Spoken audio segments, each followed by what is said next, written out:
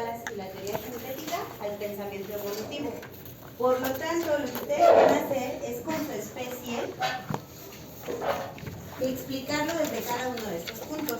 Vamos a empezar con Lamarck. Lamarck, 1809, Filosofía zoológica. ¿Okay?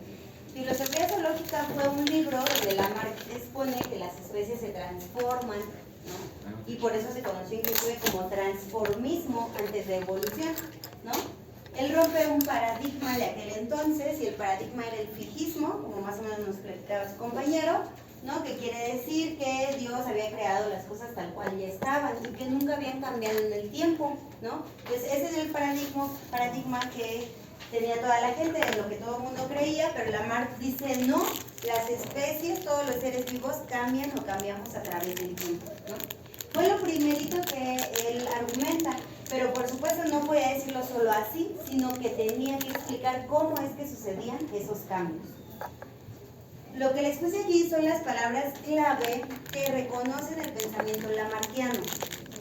Lamarck explica que podemos usar o dejar de usar alguna parte del cuerpo o algún órgano. Les platico que aunque hay muchos libros que dicen que Lamarck dio un ejemplo sobre jirafas, no hay ningún registro original, ¿no? Es decir, Lamarck nunca habló de jirafas. Ajá. Yo sé que hay muchos libros que dicen eso, pero son malas traducciones de su idea original. O sea, no tienen la culpa ustedes, pero tenemos que saber que no es así. Entonces, ¿por qué se le acuñan las jirafas? Porque más bien las jirafas era una idea generalizada de la comunidad científica. Entonces, como corresponde más o menos a la época, pues dicen, ¿quién habló de eso? Pues Lamarck, entonces Lamarck dijo. Ya saben cómo son los chistes. Entonces, pues él no dijo nada de eso, olvídenlo. Sin embargo, vamos a utilizar ese ejemplo y si quieren les pongo otro. Miren, si Lamarck hubiera dicho eso de las jirafas, el órgano al que sería referencia es a qué? Al cuello, ¿no? ¿Lo usó o lo dejó de usar? Lo usaba cada vez más, ¿no? Cada vez más necesitaba supuestamente comer de una parte más alta de las acacias o de los árboles donde él comía, entonces podía estirarlo. Ajá. Ahora, a nivel individuo, es una característica lamarckiana, es decir, durante la misma vida de la jirafa, desde que nace hasta que muere, puede modificar ese órgano. Ajá, eso era lo que decía él. Y entonces podía heredar ese carácter adquirido. ¿Cuál era el nuevo carácter? Cuello más largo. Y entonces podía heredarlo a las jirafas bebés, ¿no? Y entonces la jirafa bebé ya iba a tener su cuellito más largo. ¿Sí? Ahora, supuestamente, y ahorita lo podemos ver así como que, ay, ¿cómo se le ocurre, no? Bueno, porque ahorita ya conocemos otras cosas, pero en aquel momento sí era una forma de explicarlo. Ajá. Otro ejemplo, imaginemos que hablamos no de jirafas, sino de gatos. ¿Alguien está trabajando con gatos? ¿Con gatos? ¿Alguien está trabajando con gatos en sus especies? No. Ok, bueno, entonces imagínense que... no les mencioné eso de ambiente. En el caso de la jirafa, el ambiente es la alimentación, ¿no? La presión ambiental es el alimento. Ahora, en un ejemplo de un gato, vamos a cambiar el ambiente. Imaginemos que el gato está acostumbrado a vivir en un clima muy soleado, ¿no? Así, y es feliz en el sol. Y resulta que el ambiente se vuelve más frío. Ajá, y así es el gatito, como lo ven. Entonces, baja a 20 grados la temperatura, ¿no? ¿Qué órgano o parte de su cuerpo necesita usar o dejar de usar para sobrevivir a esta contingencia ambiental? Su pelo. ¿Qué le podría pasar al pelo? Crecer. No, crecer más largo, más grueso. Ambos. Más oscuro, ¿no? Ok, para sobrevivir. Entonces, durante la vida del gatito, ¿no? Cuando el gatito ya sea más grande, pues ya va a estar así como que muy peludo, etcétera, etcétera, ¿no? Ese es su órgano que está usando ante esta contingencia ambiental durante su vida del individuo, y entonces sus gatitos van a salir así bien súper peludos, ¿no? Sus gatitos bebés van a estar así, ¿sí o no? Según Lamarck, ¿no? Entonces, ustedes con su especie me van a explicar o van a escoger un órgano o una parte del cuerpo, no sé, las hojas de la mandarina, ¿ustedes qué están trabajando? La rana, a lo mejor sus piernas, ¿no? Para su salto. ¿Qué pueden moverle en el ambiente a la rana? A lo mejor en el lago ya están más lejos las piedras, entonces tienen que brincar más fuerte y no sé, ¿no? Y así cada uno de ustedes le va a modificar algo al ambiente de donde vive su organismo. Ajá. Que tiene que responder cambiando el órgano o la parte del cuerpo, y eso se lo va a heredar pues a las siguientes generaciones. Pero el cambio ocurre dentro de la vida de ese organismo. Ajá. ¿Dudas con la explicación lamarckiana? La verdad se los he tenido así como que muy sencillo. Ahora, si nosotros queremos hacer la explicación, pero desde Darwin, las cosas cambian muchísimo. ¿Okay? Entonces de aquí para acá ya no es Lamarck, ¿no? Sino es Darwin. Darwin y Wallace. ¿Okay? Juntos. Darwin y Wallace aportan de la misma manera a esa teoría llamada selección natural. Ajá. Es una misma época, es un mismo conocimiento que se tiene que despejar, entonces es más que obvio que dos autores lleguen a algo parecido, ¿no? Es como, por ejemplo, lo que pasó con el COVID. Muchos países al final tuvieron una vacuna, ¿no? ¿Qué era lo que estaba pasando en el mundo en ese momento? Necesitábamos responder a esa contingencia ambiental. Y entonces son varios los autores que colaboran para salir adelante. En este caso, necesitábamos explicar cómo cambiaban las especies a través del tiempo. Ajá, por eso son dos autores, etc. Pero bueno, ya luego conocerán esa historia, se mandaron cartas, y etc., ¿no? Al final lo publican juntos, 1859. Ajá, en este caso avanzamos 50 años, 1859, en el famosísimo libro llamado El origen de las especies, ¿no? Entonces, en el origen de las especies, Lamarck y Wallace retoman el ambiente de la mar. Primero la idea de que las especies cambien, pero dicen sí tiene que ver el ambiente, sí tienen que ver los caracteres, pero ellos lo llaman descendencia. Y hay un cambio muy drástico que ya no es a nivel de individuo, sino ya es a nivel de poblaciones. El cambio se va a dar en las poblaciones. Entonces, imagínense que es el mismo gato, ¿no? Pero como yo estoy hablando de poblaciones, en una población, por ejemplo, aquí somos una población, ¿no? ¿Todos somos iguales? No. ¿Por qué no? Yo soy prieta anaranjada. Hay altos, bajitos, güeritos, morenitos, gorditos, blanquitos, todo lo que quieran. ¿Eso cómo se llama?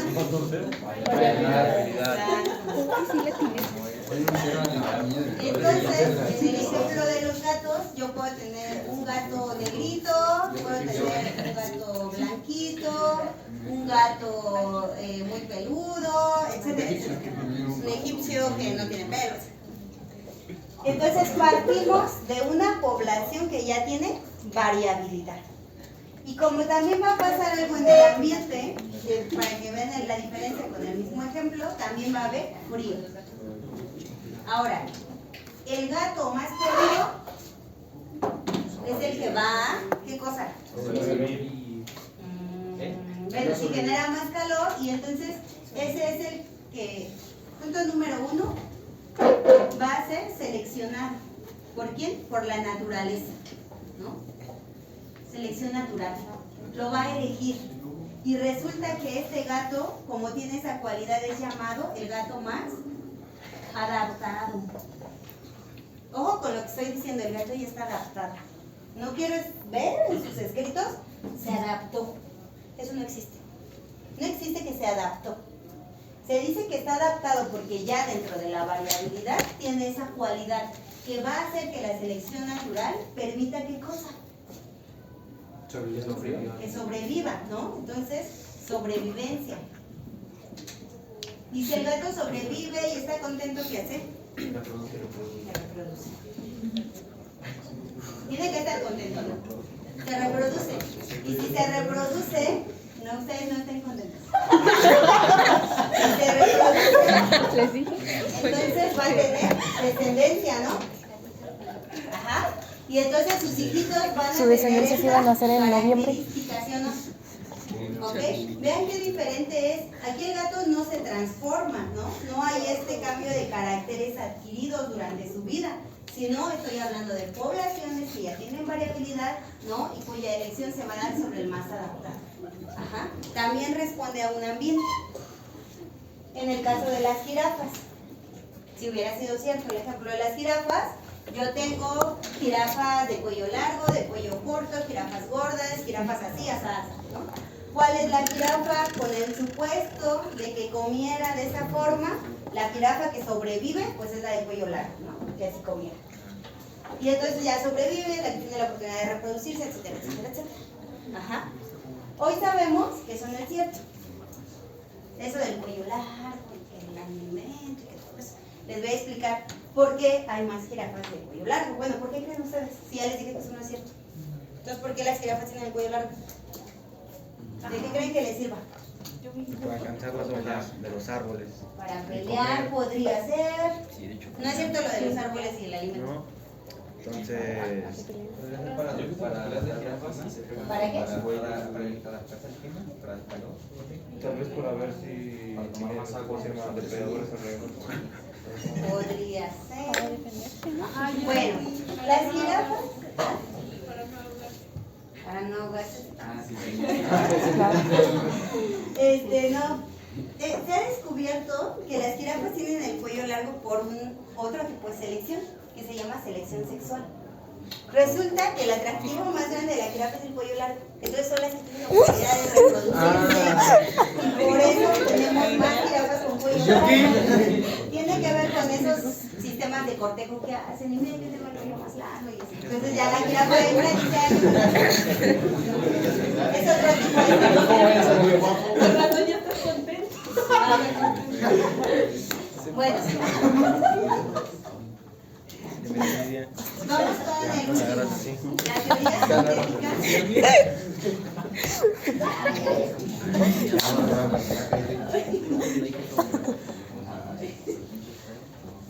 La teoría sintética o neo-darwiniana, ¿no? Fíjense que les va a ayudar más el término neo-darwiniana porque quiere decir que retoman todo lo que dicen Darwin y Wallace más otra cosa.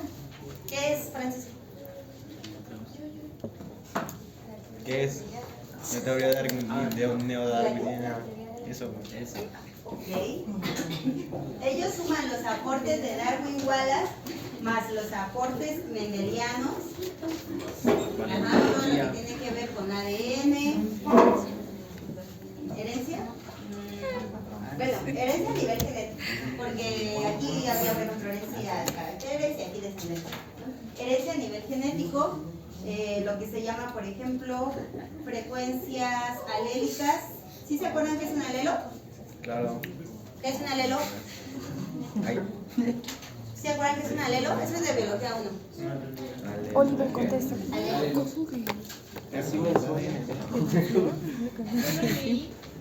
Oye, creo que sí, ¿no? A ver, dile. Ay.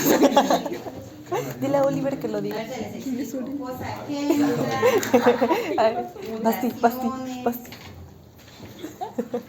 y otro aspecto que ahorita vemos es el azar. Ajá.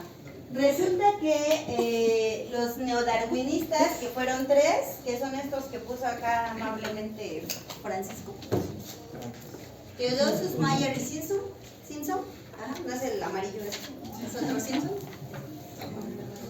Ellos 3 son los principales de la teoría sintética. Y resulta que en la explicación de Wallace y Darwin hay algo que se conoce como el punto débil de Darwin. ¿Alguien sabe cuál es el punto débil de Darwin? ¿Cuál creen que es el punto débil de Darwin? ¿Qué es un punto débil? Ajá, algo que no se ejecuta. Ajá, exacto, ¿no? Entonces, ¿qué cosa de lo que ven ustedes ahí no tiene explicación en lo de Darwin y Wallace? ¿Qué cosa? Ambiente, descendencia, poblaciones, sobrevivencia, reproducción, selección natural, adaptación, variabilidad. ¿Qué cosa? ¿Cuál será de esos el punto débil? ¿Cómo llegan a tener esas cualidades? Entonces se llama ¿cómo? Variabilidad. ¿De dónde sale esa variabilidad? Ese era el punto débil de Darwin. Nunca lo pudo explicar.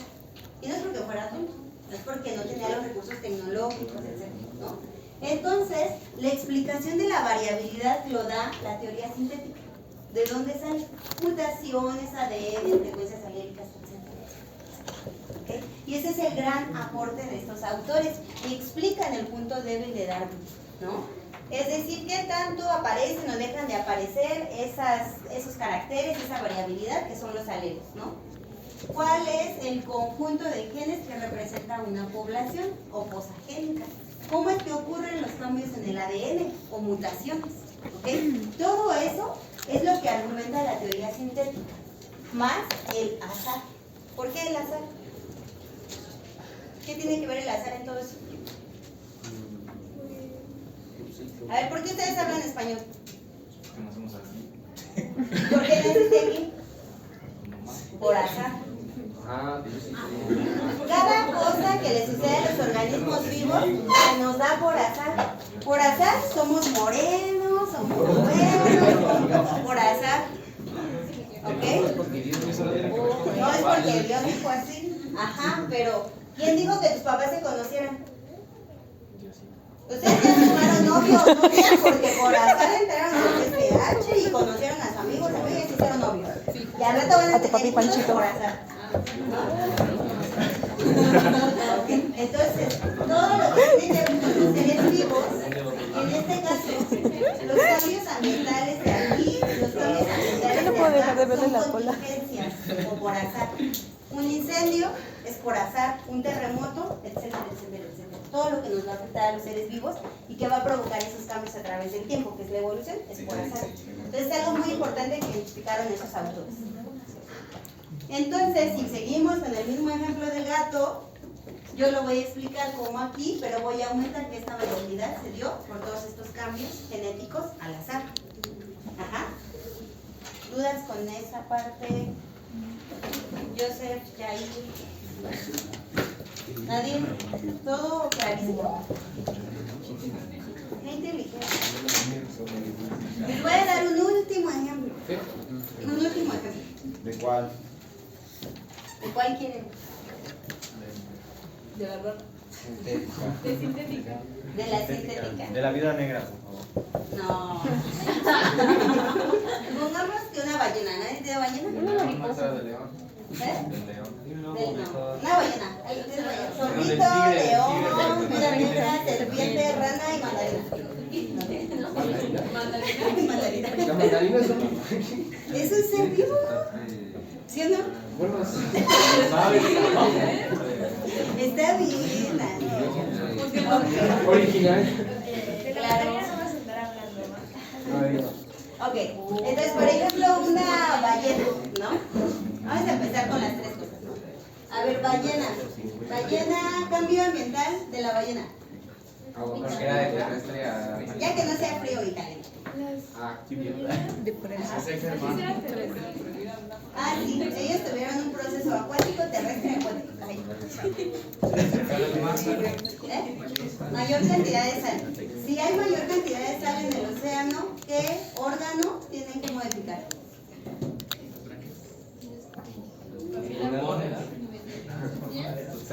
Sus pulmones.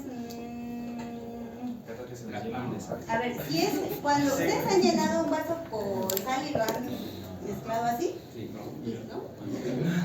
¿Y han puesto algo para ver si es más denso o menos denso? ¿No? Ya les voy a pedir un vasito con agua y sal. Bueno, ustedes hacen eso y ponen, por ejemplo, ¿qué será? Un huevo. Ponte un huevo. Ah, un huevo, ¿no? Entonces, un huevo en donde hay pura agua y un huevo donde hay agua con sal, ¿cuál flota y cuál no? ¿Por qué? Porque el agua es más densa. Ok, entonces algo así le pasó a la ballena. Entonces ella necesita hacer o adquirir más peso. Entonces va a ser más grande, ¿no? Uso, desuso, ¿qué órgano?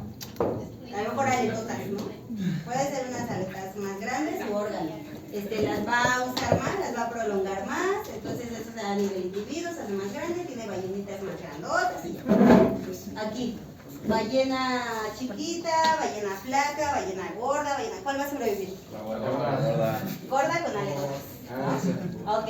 ¿Qué va a hacer la selección natural? La va a elegir y por lo tanto va a sobrevivir, se va a reproducir y va a tener descendencia. Y ya no. Wow. ¿Sí? Y luego acá, ¿cómo le aumento esto? Ah, sí, había variabilidad y todo esto, pero la variabilidad me va a llevar a hacer un zoom en su ADN. Y entonces yo en el ADN voy a localizar el gen que va a determinar el tamaño de la aleta de la ballena. Y ahí yo puedo poner una mutación, adenina, timina, valina, etcétera, ¿no? Me la invento, ¿no? La mutación C, digamos, este gen, me puede determinar que tenga aletas más grandes. Ajá. Y entonces, al expresarse este gen, voy a tener la posibilidad de, dentro de mi variabilidad, tenga ballenas con aletas grandes. Pueda ser elegida por la selección natural, que ya está adaptada, etc. Entonces, así yo voy a aumentar esto. Aumentar esa parte. ¿Y por qué pasó así? ¿Por qué existía ese gen? Por azar. Por azar. Entonces, ¿cómo determino aquí varios azares? Pues varios genes. Y se elija este, se expresa este. Y ya. Entonces ahí sí tienen que hacer algo, algún dibujito o alguna referencia a la mutación o al gen o a la frecuencia alélica que determine esa característica que estoy buscando. Bueno, entonces tienen que hacerlo, explicarlo desde las 3 teorías junto con su organismo. ¿Ok? ¿Ya se cansaron? ¿No? ¿Ya? Ay, es que sí, ya los veo bien cansados. Sí, la verdad sí. Bueno, si no tienen dudas,